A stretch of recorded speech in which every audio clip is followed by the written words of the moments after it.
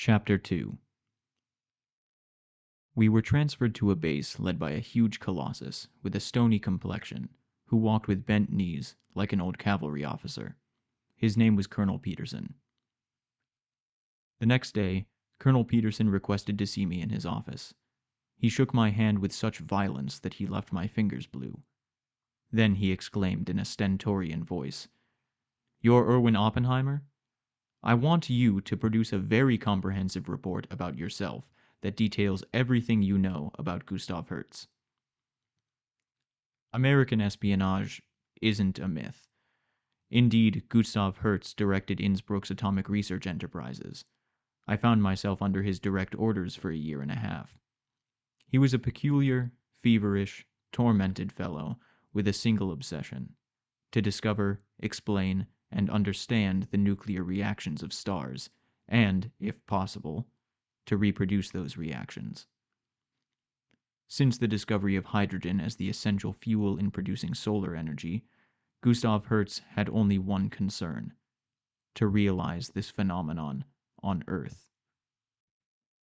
Yet Himmler hadn't mobilized him to carry out comprehensive studies on the combustion of hydrogen, but to manufacture, before the Americans, a bomb more powerful than any that had ever been made. It seems he never fully understood this. It is a common shortcoming among scientists who monologize in the quiet of their laboratories without ever taking into account reality and its obligations. Similarly, Wernher von Braun, who had to invent the V1 and V2, was in truth only concerned with interplanetary rockets. To him, the retaliatory weapons that Hitler used against England were simply the early models of rockets that he would one day build to make it possible to land on the moon or on Mars. Perhaps it is awful to say so, but in the bombing of London with the V2s, he saw simply an experiment. In short, for the man of science, war was just a means of obtaining magnificently equipped laboratories and virtually limitless fields of investigation. In peacetime, no state would have offered them such possibilities. For them, the global conflict could be reduced to the proportions of a perfected test tube.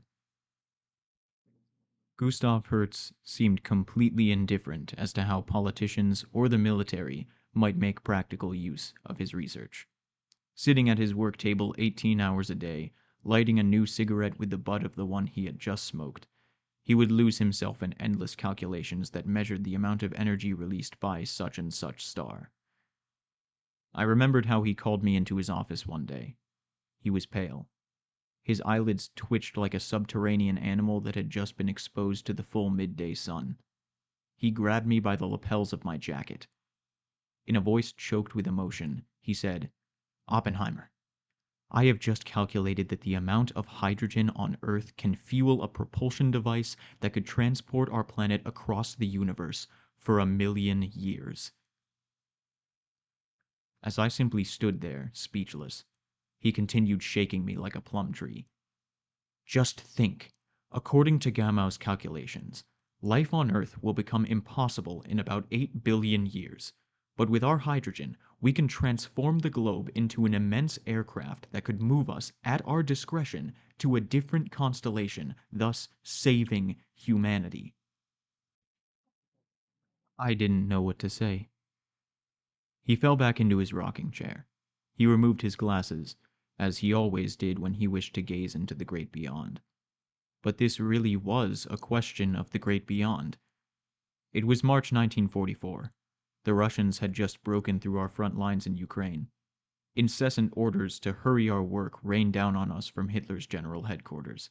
The Führer threatened us with the most terrible punishments if, by year's end, we still hadn't delivered him his secret weapon.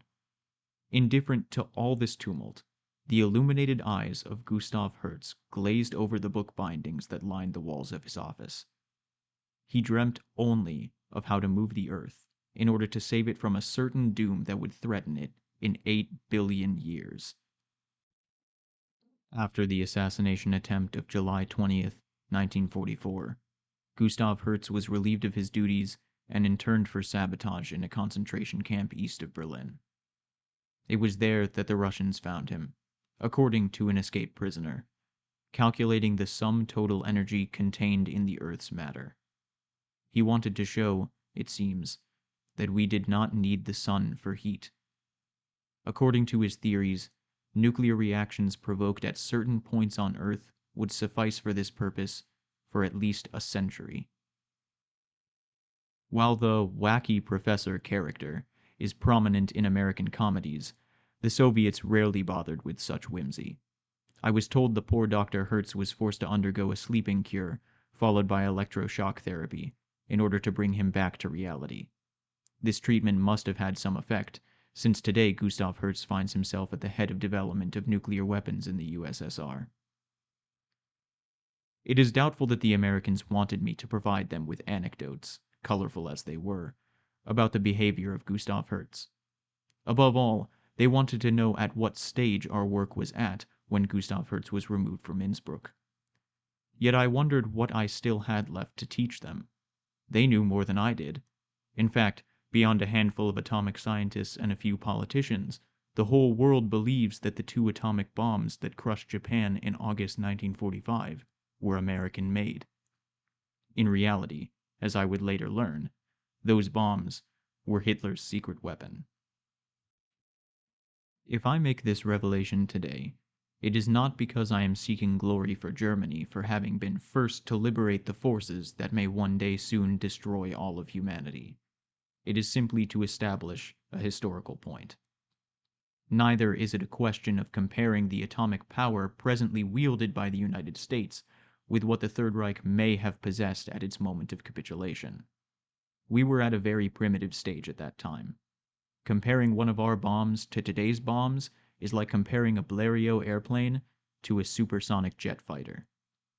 The Nagasaki bomb had a power of 20,000 tons of TNT, while the most recent H-bomb detonated in the Pacific has a power of 7 million tons of TNT, an explosive power which is 350 times greater. Further, if it was German technicians in Innsbruck, Hamburg, and Peenemünde who were the pioneers of the nuclear age, they must acknowledge that it was American scientists who succeeded in transforming their early babble into language. A terrible language. Nevertheless, we must not forget that when Gustav Hertz was relieved of his duties in July 1944, most of the technical problems that had arisen in the building of the atomic bomb had already been resolved theoretically. In 1939, the German scientist Otto Hahn successfully realized the fission of uranium. Let us examine, very briefly, and as clearly as possible, what this means. In its pure state, uranium contains 2 types of atoms, the active atoms type 235 and the inert atoms type 238. Pure uranium has 99.3% atoms of the type 238 and 0.7% of the type 235. In other words, for every atom of uranium-235, there are 140 atoms of uranium-238. However, only uranium type 235 is explosive. The first task was to isolate uranium-235. This was the most difficult of all the procedures in manufacturing the A-bomb. To achieve this, an immense factory was built near Hamburg. Germany's chemical industry delegated its most qualified specialists. Without getting into details that may be off-putting to the reader, let us note, however, that the process then consisted of first transforming uranium, a solid, into uranium fluoride, a gas. This gas was captured and directed through kilometers of tubes with porous walls. The diameter of the holes in the walls measured 1/250th of a micron, which is to say they were so tiny that they could only be seen through a microscope. They formed, however, a kind of sieve that allowed some fluoride uranium molecules to escape. Obviously, it was the lighter atoms which managed to escape through the porous walls, while the heavier atoms continued on their course inside the pipe. We understood, therefore, that uranium-235, which was lighter, would pass through the screen, while uranium-238, being heavier, was held back prisoner. It was necessary to repeat this operation thousands of times, since the uranium fluoride had to travel tens of thousands of kilometers before reaching the desired concentration. This primitive technique levied a huge loss of material. 1,000 kilograms of uranium, transformed into fluoride, yielded only 7 kilograms of uranium-235. A year of experimentation and labor was required to correctly manufacture this element. But this sacrifice was not paid too dearly. We obtained the fissionable material to create a bomb which was thousands of times more destructive than all of the explosives of the past. This was the first step in the atomic age. We certainly hadn't discovered anything new. The structure theory of the material that gave birth to the bomb was already known. Our work consisted of putting into practice what until then belonged to the theoretical realm. A series of experiments allowed us to choose uranium-235 as the fissionable material. Its nucleus is composed of 92 protons and 143 neutrons, a total of 235. If this nucleus is subjected to a cyclotronic bombardment, it becomes possible for the nucleus to capture a neutron. So, for a few brief moments, this nucleus would have 144 neutrons instead of 143. Thus constituted, the new nucleus proves to be absolutely unstable. The equilibrium that existed between the 143 neutrons, the 92 protons, and those electrons gravitating in the periphery is destroyed. The nucleus breaks up immediately into smaller fragments, releasing its neutrons. These neutrons, in turn, bombard neighboring uranium nuclei, causing them to fission. That is the start of a chain reaction. But the chain reaction is not yet the atomic explosion.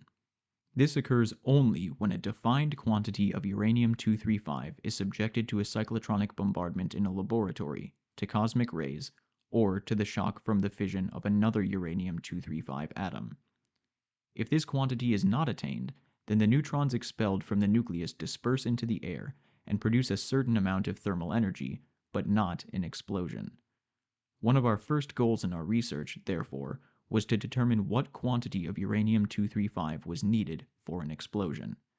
In our jargon of atomic technicians, this quantity was called critical mass. One can easily guess how very dangerous it would be to achieve critical mass in a laboratory. Indeed, stumbling upon its exact weight during our trial experiments would have been enough to blow us up, as well as the city we were in. As a result, we attempted to solve this problem through calculations. After weeks of work, details of which might seem a little crazy to world initiates, we arrived at the conclusion that the critical mass of uranium-235 should be between 12 and 14 kilograms.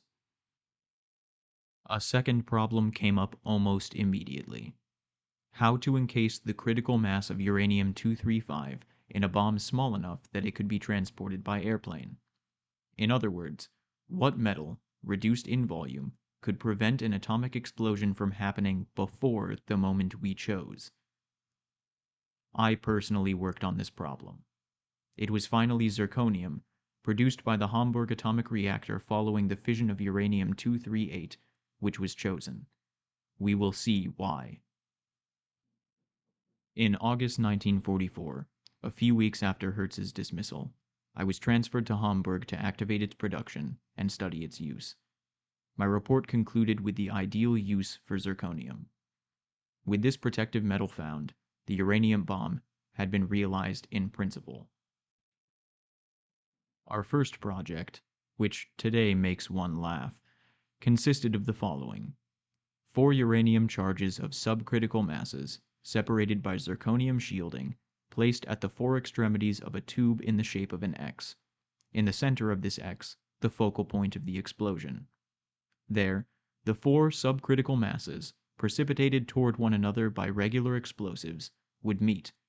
Having come together, these masses would add up to double the critical mass needed for an atomic explosion. By the end of November 1944, the only thing left was to assemble the bomb. Everything indicated that it would be completed before January 30th, 1945, a date which would mark the 12th anniversary of the seizure of power by the National Socialist Party.